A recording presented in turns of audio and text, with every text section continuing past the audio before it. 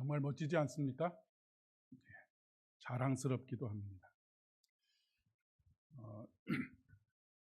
이 찬양을 연습하는 것을 제 방에서 들으면서 무모하다라고 하는 생각을 처음에 했습니다.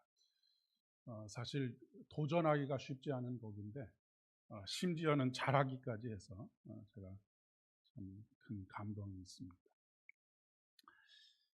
여러분, 이 찬양대에 아무나 끼워주지 않습니다. 올해가 가기 전에 꼭 참여하시면 좋겠습니다. 연말임에도 불구하고 요즘 청첩장을 좀 계속 12월 달에 받았습니다. 이번 토요일 날도 같은 시간에 어느 한 곳만 선택해서 가기가 참 어려운 청첩을 2장 받았습니다. 2곳 다 가보지 않을 수 없는 곳이어서 참 고민이 깊습니다. 우리가 청첩을 받거나 부고를 받을 때 평소에 그 상대와 어떤 관계를 맺었느냐에 따라서 반응이 달라집니다. 평소에 가깝게 지낸 분이라고 한다면 상황이 되지 않고 여건이 되지 않아도 어떻게라도 마음을 표현하고 싶은 것이 인지상정 아니겠습니까? 평소에 가깝게 지낸 분들의 경우에는 청첩을 받으면 반가운 마음으로 그 사람에 대해서 아니면 그 가족에 대해서 이야기꽃을 피우기도 하고, 부고를 받으면 같이 마음이 아파지고 그 긍휼히 여겨주는 마음, 이런 마음들을 가지게 되지요. 그런데 평소에 거의 소식을 주고받지 않았던 분들에게 청첩을 받거나 부고를 받으면 마음속에 왜? 라고 하는 의문문을 가지게 됩니다. 요즘 흔하지는 않지만 돌잔치 같은 것에 초대를 받을 때도 마찬가지이지요. 성탄을 맞이해서 아기 예수님께서 오셨다는 소식, 여러분 한 분 한 분에게 마치 청첩장이 도달되듯이, 초대장이 도달되듯이 도달이 될 터인데 도달이 되었는데, 여러분의 마음의 반응은 어떤지 모르겠습니다. 정말로 마음에 큰 기쁨과 감격을 가지고 내일처럼 기뻐하고, 그리고 이 날을 축하하는 그런 마음이 드는지, 아니면 예수님께서 이 땅에 오신 이 날에 대한 소식을 끊임없이 들어왔음에도 불구하고 그냥 무덤덤하거나 별로 나와는 상관이 없는 그런 이야기로 들려지지는 않는지 모르겠습니다. 미국에 있을 때 성탄절 이브에 한 가정의 초대를 받은 적이 있습니다. 미국 분과 결혼하신 그런 가정이었는데, 식사를 초대받은 것이니 그냥 통상적으로 쿠키 한 상자 정도를 들고 방문했던 것 같습니다. 그런데 저녁 식사를 마친 후에 그 온 가족이, 그 가정도 대가족이었는데 온 가족이 둘러앉은 이제 차를 마시고 다른 여러 가지 다과들을 먹는 가운데 크리스마스 선물을 나누는 그런 그 자리에 저희 가족도 함께 참여를 하게 되었습니다. 저희는 아무런 생각도 하지 못하고 그 자리에 참석을 했는데, 그 여집사님께서 저희 가족 한 사람 한 사람을 위해서 선물을 아주 정성스럽게 준비해 주신 일을 알게 되었습니다. 그리고 하나하나 선물을 펴가면서 이분이 그냥 선물을 준비한 것이 아니고 우리 가족 한 사람 한 사람을 생각하면서 선물을 준비하셨구나 라고 하는 것을 깨달으면서 마음속에 큰 감동을 받았습니다. 그냥 목사님 가정이 오셨으니까 선물을 준비하자라고 할 수도 있었겠지만, 한 사람 한 사람을 배려한 마음의 씀씀이가 거기에 녹아져 있었기 때문에 그렇습니다. 선물이라고 하는 것은 마음의 표현입니다. 그래서 선물을 마음의 포장이라고 그렇게 이야기를 하기도 하지요. 그 이야기는 선물은 상품이 아니다라고 이야기할 수도 있겠습니다. 당신을 사랑합니다. 내가 당신을 생각하고 있습니다. 기억하고 있습니다. 라고 하는 그런 마음의 다른 표현입니다. 선물과 뇌물은 아주 다르지요. 그런데 선물과 뇌물은 언제든지 뒤바뀔 수가 있는, 선물이 뇌물이 될 가능성이 굉장히 많은 것을 우리는 보게 됩니다. 뇌물이라고 하는 것은 어떤 의도나 목적을 가지고 반대급부를 기대하면서 주는 불법적인 행위라고 그렇게 정의 내릴 수가 있겠습니다. 선물과 뇌물을 구별하는 한 3가지 정도의 그 방법이 있다고 합니다. 첫째는 선물을 받고 나서 밤에 잠을 잘 수 없으면 그것은 뇌물이라고 합니다. 두 번째, 외부에 공개되었을 때 문제가 될 것 같으면 뇌물이고 문제가 되지 않을 것 같으면 선물이라고 그렇게 이야기를 합니다. 셋째는 내가 그 자리에 있었을 때 받은 선물이 내가 그 자리에서 내려왔거나 다른 자리에 있을 때에도 여전히 받을 수 있는 것이라고 하면 선물이고, 내가 그 자리에 있었을 때 받았는데 그 자리에서 내려왔을 때는 받을 수 없는 것은 뇌물이다라고 그렇게 이야기를 하곤 합니다. 우리가 하나님께 헌금을 드리죠. 그런데 안타깝게도 우리가 하나님께 드리는 이 헌금이 선물이 아니고 뇌물이 되어질 때가 있습니다. 물론 순수하게 하나님께 받은 은혜를 감사해서 11조를 드리기도 하고 감사 예물을 드리기도 하고 주정헌금을 드리기도 하고 여러 가지 삶의 고백을 담아서 하나님 앞에 헌금을 드리기도 하지만, 어떤 경우에는 내가 이렇게 하나님 앞에 드리면 하나님께서 나에게 몇 배나 다 갚아주시겠지라고 하는 반대급부를 생각하면서 드리게 될 때 그것은 하나님 앞에 드리는 선물이라고 하기보다는 뇌물이라고 그렇게 이야기를 할 수 있겠습니다. 그런데 분명한 것은 하나님은 뇌물을 받지 않으신다라고 하는 이야기입니다. 물론 선물은 아주 즐거운 마음으로 하나님께서 받아들이시죠. 또한 우리가 드리는 선물과는 비교할 수 없는 선물을 우리에게 주십니다. 그것이 뭐냐면 구원의 선물입니다. 하늘의 큰 기쁨의 소식을 우리에게 주셨습니다.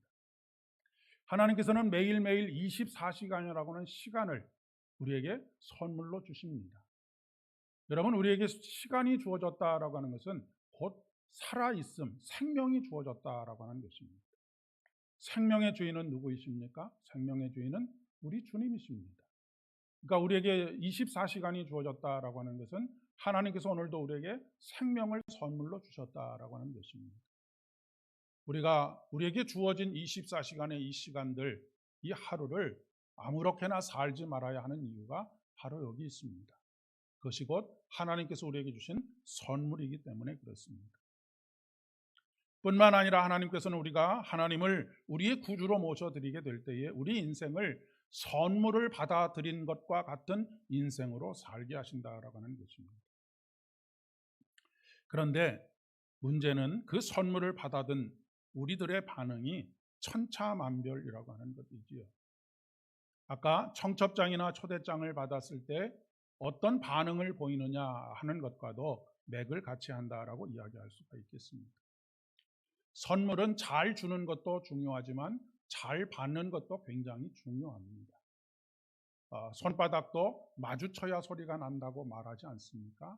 그와 마찬가지로 하나님께서 우리에게 감당할 수 없는 은혜를 선물로 주셨을 때 그 은혜를 우리가 어떻게 반응하고 받아들이느냐라고 하는 것이 참 중요하다라고 하는 그런 이야기입니다.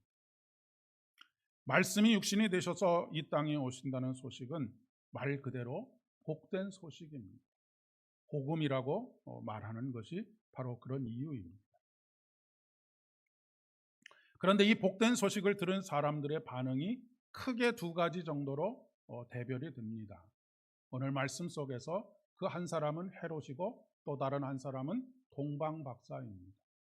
물론 헤롯의 카테고리에 엮일 수 있는 사람들이 바리새인들과 사두개인들과 율법학자들이 있을 수 있겠고, 또 동방박사들과 같은 카테고리에 들어갈 수 있는 사람들은 목동들이 될 수도 있겠고 또 세리와 죄인들도 될 수 있겠습니다. 첫째는 동방에서 온 박사들에게 왕이 나셨다라고 하는 소식을 듣게 된 헤롯입니다. 헤롯은 이 소식을 듣고 크게 당황했고 또 분노했습니다. 그리고 아기 예수를 제거하려고 하는 계획을 세우게 되지요. 그러나 그의 계획은 무산되고 맙니다. 동방 박사들에게 나타난 천사가 헤롯에게 돌아가지 말고 다른 길로 가라고 가르쳐 주었기 때문입니다. 또한 천사들이 요셉에게 나타나서 헤롯을 피해서 애굽으로 도망가라라고 말해 주었기 때문에 그렇습니다. 그 사실을 알게 된 헤롯은 베들레헴에 사람을 보내어서 2살 아래의 남자아이들을 모두 다 죽이라고 그렇게 명령을 하지요. 제가 지난 주일에 이 베들레헴의 인구가 그 당시에 역사학자들의 연구에 의하면 한 1000명 정도 된다고 했을 때 그 인구에 비례해서 한 6명 정도의 2살 이하의 갓난아기들이 있었을 것이다 라고 그렇게 추측해 볼 수 있습니다. 그러니까 그 당시에 이 베들레헴에 있는 한 6명 안팎의 아이들이 처참하게 아무런 이유도 없이 죽임을 당했다라고 하는 그런 이야기입니다. 자기의 자리와 이권을 위협하는 것은 무엇이든지 제거하려고 하는 것이 죄의 본성을 가지고 있는 인간의 폭력성이다라고 그렇게 이야기를 할 수가 있겠습니다. 이 인간의 폭력성은 하나님께서 우리에게 부여하시는 평화를 깨트리는 것입니다. 지금 지구상 곳곳에서 전쟁이 끊이지 않고 있습니다. 오늘도 기도하시는 여러분들이 우크라이나와 러시아의 전쟁에 대해서 계속해서 기도하고 계시는 것을 보면서 참 마음에 뭉클함이 있었습니다. 전쟁이 발발한 지가 벌써 1000일이 넘었습니다. 1000일하고도 한 달 정도의 시간이 지났습니다. 지금 4년째 전쟁이 벌어지고 있다라고 하는 그런 이야기입니다. 서로가 서로에게 굴복할 것을, 무릎을 꿇을 것을 요구하고 있습니다. 그러는 가운데 사상자가 급증하고 있는데 정확한 통계는 알 수 없습니다. 왜냐하면 자기들의 그 피해를 되도록이면 축소하고 감추려고 노력을 하기 때문에 그렇습니다. 근데 우크라이나에서 주장하는 바에 의하면 러시아의 사상자가 70만 명이 넘어섰다라고 하는 보고가 있습니다. 이들의 대부분은 누구냐면 아무런 죄도 없는 민간인들입니다. 이유도 알 수 없게 죽어가고 있는 것이죠. 또 다른 대표적인 전쟁이 이스라엘과 하마스의 전쟁입니다. 지금도 이 외에도 10여 건의 크고 작은 군사적인 충돌들이 지구상에서 계속되고 있습니다. 인류의 역사가 시작된 이래로 이 땅에서 지구상에서 전쟁이 그친 날은 단 하루도 없다라고 하는 역사적인 보고서가 있습니다. 우리나라가 지금 큰 전쟁이 없이 70년이 넘게 이렇게 되어지고 있지만 지구상 어느 곳에선가는 전쟁이 항상 일어나고 있다라고 하는 그런 이야기입니다. 올 초에 세계에서 분쟁 지역이 34곳이었다라고 하는 그런 보고가 있습니다. 죄 없는 민간인들의 희생이 강요당하고 있는 것이죠. 이런 인간의 현실 속에서 가장 귀한 선물은 어떤 소식이겠습니까? 평화의 소식입니다. 예수님께서 이 땅에 오신 이유가 바로 이 땅에 전쟁과 기근과 다툼 속에 있는 인간에게 평화를 선물하기 위해서 오셨다라고 하는 것입니다.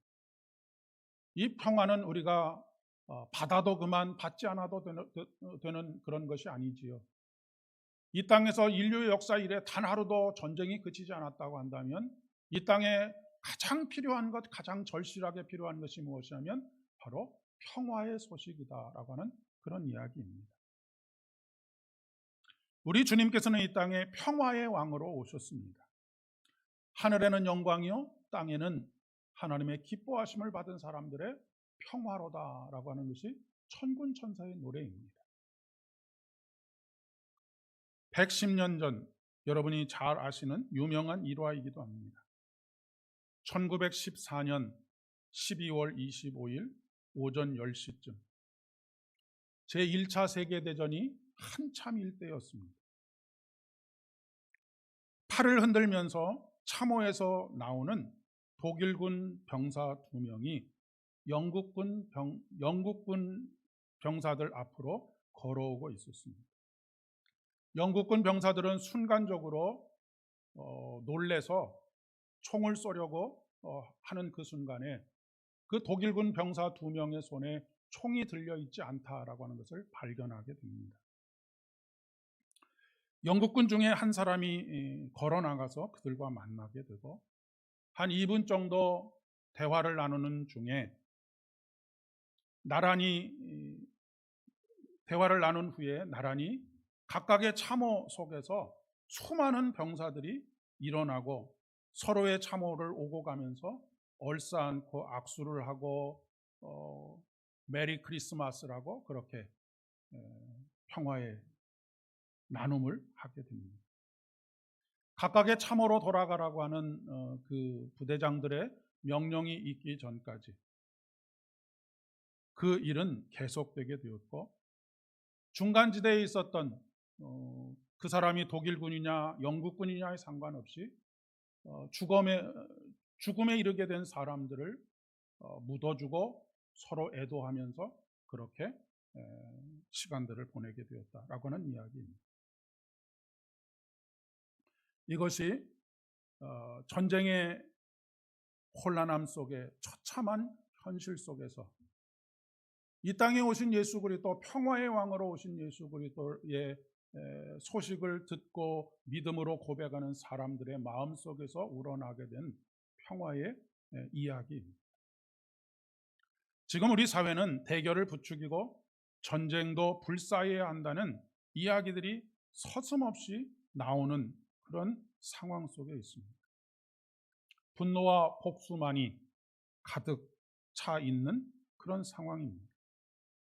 그런데 여러분, 누구를 위한 전쟁이고 무엇을 위한 전쟁입니까? 크게 국가 간의 아니면 동족 간의 전쟁이 아니라고 하더라도 우리 개개인 간의 관계 속에서도 마찬가지입니다. 관계 속에서 누군가가 이간질을 하고 다툼을 만들어내고 속삭이는 뒷담화의 이야기들 속에서 마음의 상처가 있고 아픔이 있고 고통이 있는 일들이 참으로 많아지고 있는 그런 때입니다. 여러분, 그리스도인이 된다라고 하는 것, 하늘의 복된 소식을 기쁨과 감격으로 받아들인다라고 하는 것은 무엇이겠습니까? 갈등과 다툼으로 가득한 세상에 평화를 만드는 사람이 되는 것입니다. 그 어떤 이유로도 전쟁이 용인되어서는 안 되는 것이죠.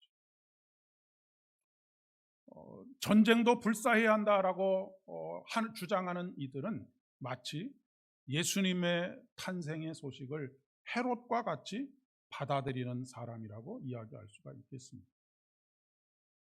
여러분, 나라와 민족이 중요하지만 그보다 더 중요한 것은 한 개인의 삶이 더 중요합니다.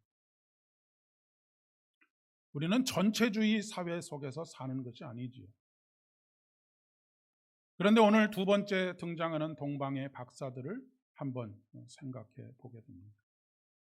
오늘날로 말하면, 이야기하면 별을 연구하는 사람들입니다. 여러분, 하늘에는 수많은 별들이 있습니다. 수를 헤아릴 수 없는 별들이 있습니다. 그런데 동방의 박사들은 한 별에 주목하고 있는 것을 보게 됩니다. 저는 여기서 하나님의 사랑을 봅니다. 어떤 사랑이냐면 이 땅에 70억이 넘는 인구들이 있지만 우리 한 사람 한 사람을 오직 한 사람만 세상에 존재하는 것처럼 바라보시고 사랑해 주시는 하나님의 사랑의 눈길을 발견하게 됩니다. 여러분, 우리는 수많은 사람들 중에 그저 한 사람이 아니고 온 한 사람 안에 온 우주가 다 들어있다라고 그렇게 말할 정도로 우리는 참으로 존귀한 사람들입니다. 마치 동방의 박사들이 수많은 별들 가운데서 한 별에 주목하고 있는 것처럼 하나님께서는 오늘 우리 한 사람을 그렇게 주목하고 계시다라고 하는 그런 이야기입니다.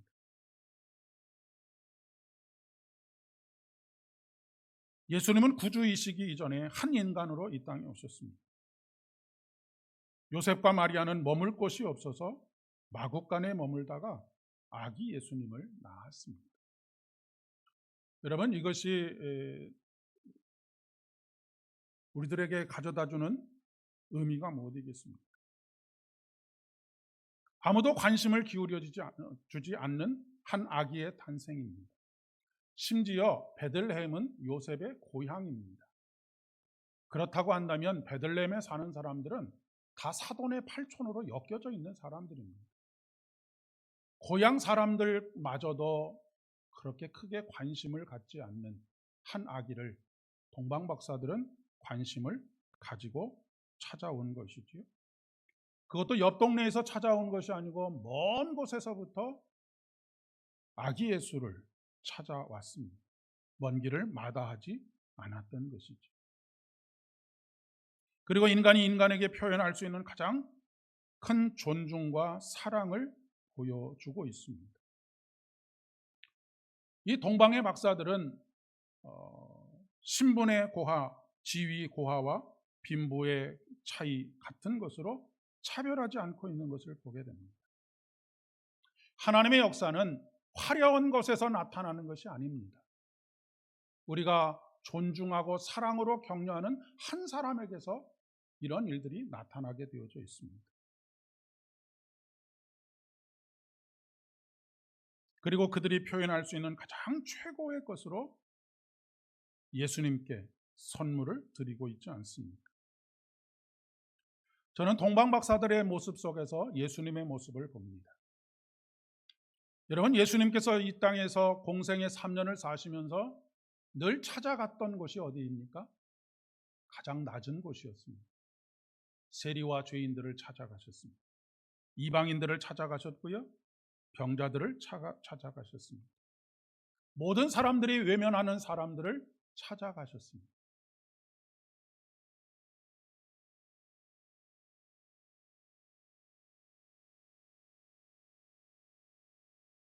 예수님께서는 찾아가시는 분이다라고 하는 것을 우리는 꼭 기억해야 합니다. 여러분, 성경의 곳곳에 보면 예수님께서 거라사의 광인을 찾아가신 일이 있습니다. 사마리아의 여인을 만나 주신 적이 있습니다. 다른 곳에 가려고 하다가 그곳에 가신 것이 아닙니다. 거라사 광인을 찾아가셨을 때도 오직 그 한 사람을 만나기 위해서 배를 타고 호수를 건너서 그곳까지 가셨습니다. 사마리아 여인을 만나신 것도 마찬가지입니다.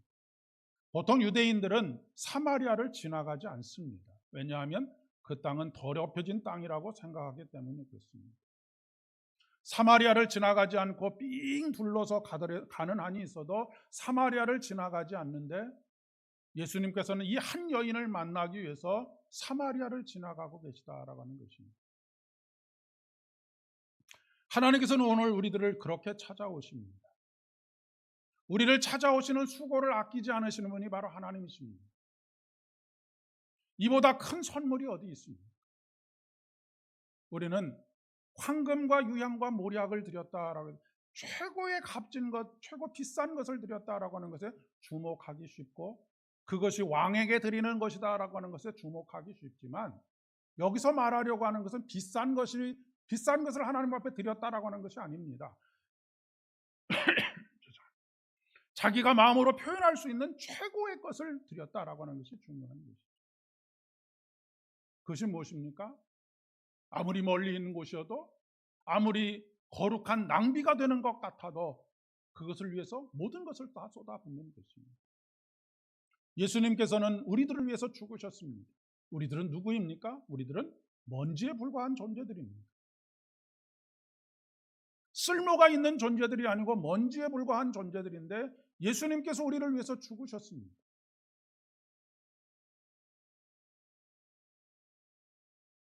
선물의 액수나 고급짐이 문제가 아니라고 하는 것이죠.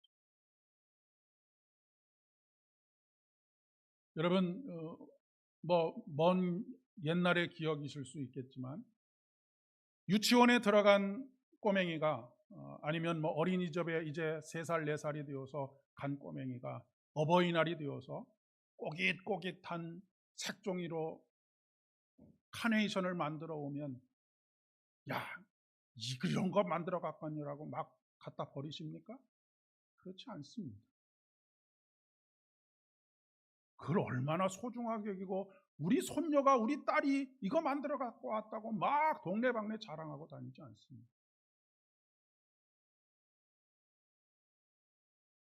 우리들도 동방 박사들과 같이, 그리고 예수님과 같이 한 영혼을 소중하게 여기는 사람들이 되어야 하겠습니다. 먼 길을 마다하지 않고 내가 표현할 수 있는 최고의 존중과 마음을 표현하는 사람들이 되어야 한다라고 하는 것입니다. 저는 거처할 곳, 묵을 곳이 없어서 마국간에 아이를 누릴 수밖에 없었다라고 하는 이 말씀을 읽으면서 노숙을 하고 있고 추위에 떨고 있는 한 인간을 떠올리게 됩니다. 그들에게 표현할 수 있는 최고의 마음은 따뜻한 국밥 한 그릇이 되지 않겠습니까? 마곡간에 누인 예수 그리스도, 한기를 피해 지하도에서 잠을 청하는 노숙인이 될 수도 있겠습니다. 그들은 아기 예수님께 경배했습니다. 자신을 낮추고 아기 예수님을 높이신 것입니다. 보배압을 열어서 황금과 유향과 모략을 예물로 드렸습니다. 앞서 말씀드린 것처럼 황금과 유향과 모략은 왕께 드리는 예물입니다. 이것이 중요한 이유는 무엇이냐면, 여러분, 아내가 남편에게 왕비로 대접을 받고 싶으면 어떻게 해야 합니까? 남편을 왕으로 모셔야 합니다. 남편이 아내에게 왕처럼 대접을 받고 싶으면 어떻게 해야 합니까? 아내를 왕비처럼 모셔야 합니다. 황금과 유향과 모략을 예수 그리스도에게 드렸다라고 하는 것은 그분을 왕으로 모셨다라고 하는 것입니다. 그 얘기는 다른 말로 이야기하면 하나님께서 이 동방 박사들을 어떻게 여기시겠습니까? 하나님의 자녀되는 권세를 주신다라고 하는 것입니다. 먼지에 불과한 인생에게 하나님께서 더 이상 높아질 수 없는, 하나님보다 조금 못하게 하는 그런 존재로 우리 인간을 높이신다라고 하는 말씀입니다. 우리 하나님을, 우리 예수 그리스도를 아무렇게나 대하면 우리들의 인생도 그렇게 대우를 받을 수밖에 없지 않겠습니까? 우리가 예수 그리스도를 왕으로, 우리의 왕 중의 왕으로 고백하는 것이 이토록 중요한 이유가 바로 여기 있습니다. 우리가 주님을 왕으로 모셔드릴 때 우리는 그분의 영광스러움에 함께 참여하는 자들이 될 수 있습니다. 그러나 우리의 관심 밖에 있는 어떤 분으로 생각한다고 한다면 우리의 인생도 여전히 티끌에서 와서 티끌로 끝나버리고 마는 처참한 죄의 사람들로 끝나고 만다는 그런 이야기입니다. 우리가 교회에 오는 이유가 무엇이겠습니까? 예배에 참여하는 이유는 무엇이겠습니까? 하나님을 경배하기 위해서입니다. 하나님을 경배한다라고 하는 것은 그분을 우리의 왕으로 고백하는 것입니다. 왕에게 돌려야 될 마땅한 도리를 하는 것이죠. 예배를 영어로 워십이라고 합니다. 워십이 무엇이냐면 그에 걸맞는 가치를 돌려드린다라고 하는 의미를 가지고 있습니다. 그에 걸맞는 가치는 어떤 가치입니까? 왕으로서, 만왕의 왕으로서의 가치를 그분이 지니고 계십니다. 우리가 예배를 드린다라고 하는 것, 경배한다라고 하는 것은 바로 그러한 가치를 인정하는 것, 곧 왕으로 인정한다라고 하는 것입니다. 우리는 가치 있다고 생각하는 것만큼 대가를 치르지 않습니까? 우리의 마음을 표현합니다. 어떤 물건을 살 때에도 그 물건의 가치에 걸맞는 소비를 하게 되지 않겠습니까? 예전에 할머니, 어머니들이 헌금을 드리기 위해서 지폐를 다리 위로 다리시던 때가 있었습니다. 지금은 모든 거래가 다 돈으로 되지만 옛날에는 거의 대부분 우리 사회가 농촌 사회였었기 때문에 지폐를 만져볼 수 있는 때는 사실은 추수할 때 정도밖에 없었습니다. 그런데 아끼고 아껴서 그것을 다리 위로 다려서 하나님 앞에 드리는 그 마음, 그 액수가 얼마냐 하는 것은 사실 중요하지 않습니다. 하나님께서는 그 마음을 받으시는 거죠.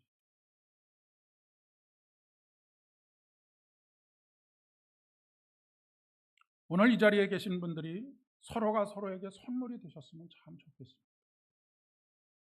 최고의 마음을 표현하실 수 있기를 바랍니다. 그 사람을 위해서라고 한다면 먼 곳을 가는 수고도 아끼지 않는 그런 관계들이 되었으면 참 좋겠습니다. 그리고 더욱 여기서 한 걸음 더 나아가서 낮은 곳에 있는 분들에게 더 깊은 마음을 표현하실 수 있었으면 참 좋겠습니다.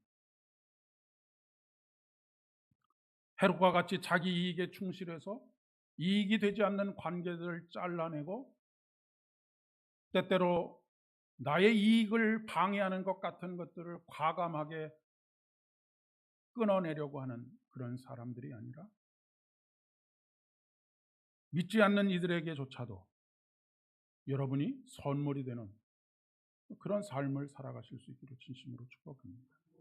기도하겠습니다. 자비와 긍휼이 풍성하신 참 좋으신 아버지 하나님, 감사를 드립니다. 우리에게 선물과 같이 임한 구원의 기쁨, 큰 구원의 기쁜 소식을 오늘도 우리의 마음속에 전폭적으로 받아들이기를 소망합니다. 우리 주님의 기쁨이 우리의 기쁨이 되기를 원합니다. 우리 주님의 즐거움이 우리의 즐거움이 되기를 원합니다. 그래서 우리에게 주어진 매일매일의 삶이 선물과 같이 받아들여지고 그 선물로서의 삶을 마음껏 기쁨으로 누리며 살아갈 수 있는 우리 모두가 되어질 수 있도록 은총을 더하여 주시옵소서. 하오나 내 안에 내가 너무나 많이 있습니다. 내 안에 내가 너무 가득 차 있습니다.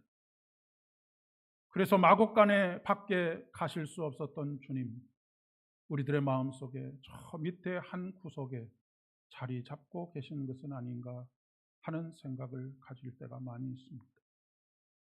아버지 하나님, 우리의 마음을 예수 그리스도의 십자가와 함께 죽게 하여 주시고 다시 예수로 말미암아 살게 하시며 예수로만 충만하게 하여 주시옵소서. 그래서 날마다 주의 영광을 보게 하시고 주의 영광을 노래하는 인생 되어질 수 있도록 주의 복을 더하여 주시옵소서. 예수님의 이름으로 간절히 기도드립니다.